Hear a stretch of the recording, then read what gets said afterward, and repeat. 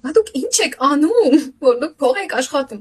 Ու այս այնքան հետաքրքիր բան է, այնքան դժվար են մարդիկ պատկերացնում, չնայած շատ պրինցիպիալն է, պրիմիտիվ բան է, բայց իրոք դժվար է մարդկանց բացատրել։ Գիտեք ինչու՞։ Որովհետև մարդիկ մեծ հնարավորությունների տակ նաև խաբեություն են տեսնում։ Եվ երբ որ իրանք լսում են մեծ հնարավորությունների մասին եւ ասում ես փող պետք չի ներդնել, իրանց համար դա կրկնակի խաբեություն է։ То есть ասում են, ոնց դե կարելի է մի քանի միլիոն աշխատել, ու դուք ինձանից մի քանի միլիոն էլ չեք ուզում, ուրեմն սա մի բան սուտ է։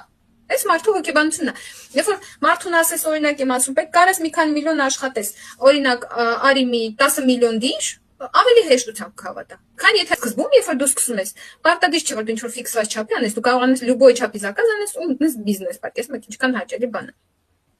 То есть առաջի բանը որ դու անում ես, դա է որ դու գրանցվում ես, դա անվճար է,